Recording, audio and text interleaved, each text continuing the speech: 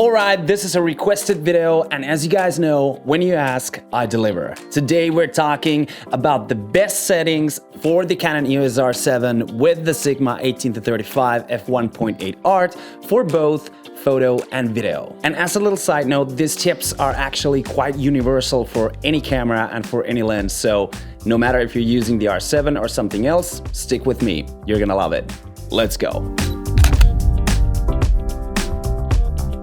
Right, the request for this video came on a YouTube comment from Chico Films 4IS. I'm not sure how to pronounce that, so I will refer to you as Chico. Chico says, I'm going to need a video on best Canon R7 settings for video/photography with the Sigma 18-35 f1.8. Just bought one today for $300, brand new in the box from OfferUp, such a steal.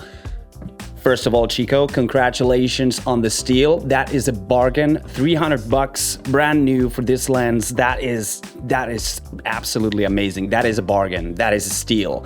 Congrats on that. As a very first thing, I recommend that you check the firmware on that lens, and if it requires an update, please do, because that will elevate the usability of that lens with the R7. Furthermore, it's gonna blow your mind. If you need some help with the update, I have a dedicated video on that. I will link it somewhere down there, up here, somewhere.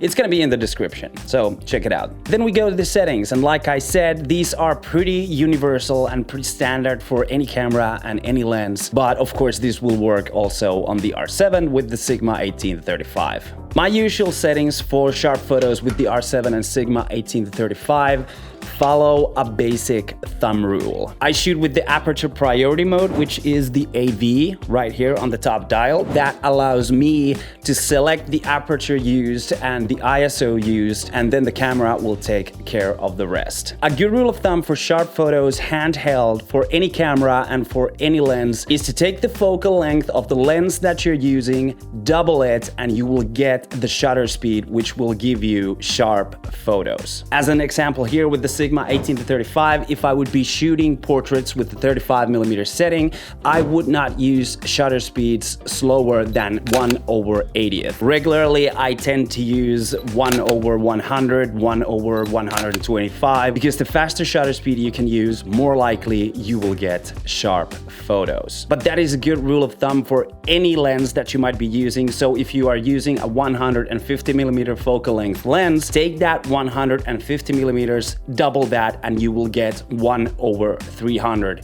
or 1/320 on the Canon cameras. That will guarantee sharp photos if you are shooting handheld. Especially if you're using a heavier lens and you're shooting handheld, even with the IBIS activated, there might be some shakes if you are gonna use a slower shutter speed than double of your focal length. The aperture you will be using is of course your personal preference on whatever photo that you're shooting, but when I'm shooting portraits with the Sigma 18-35, I use f2.2. I never go to f1.8 because there's a chance that if I'm using the lens wide open, the eyes of the model might be in focus, but the nose may then be out of focus. So that's why I'm using the f2.2 for portraits. And with landscape photography, I usually use f8 unless I am using some foreground objects, in case I will be using like f4.5 or f5.6. And this is because I want to blur out the foreground elements. But the worst thing you can do with this camera, and basically on any camera, is to use a high ISO number like 6400 or something like that, and then shoot with a slow shutter speed.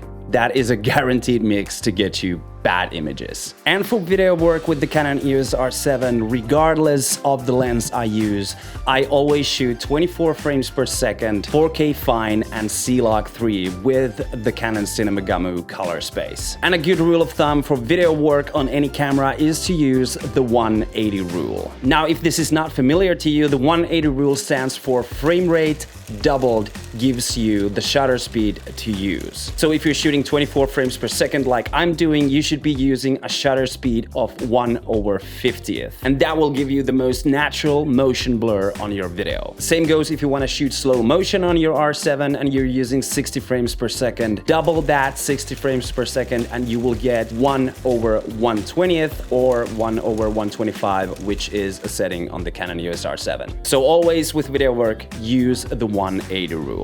Focal length and aperture are of course your preferred choices, but if you are using the Canon C-Log3, remember that C-Log3 has a base ISO of 800, and that will give you the best dynamic range with the shadows and with the highlights. And when it comes to white balance, I set it up for 6500 Kelvin wherever I'm shooting, because even if the circumstances around me change, it's easier for me to fix that white balance in post when I know where I'm based at. And with these settings, if you notice that your image is blown out and overexposed, and this might happen when you're shooting outside in bright daylight, I highly recommend that you get a variable ND filter for your lens, which works basically as sunglasses for your camera. These allow you to use the correct shutter speed for your footage, and these also allow you to shoot with the aperture more wide open. So these are highly recommended. All right, that's all I have for you guys for today. Chico, I hope this answered your questions, and of course, I hope this answered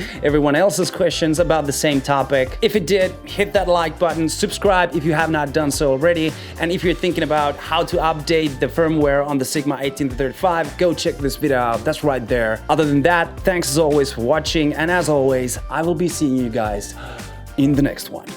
Peace.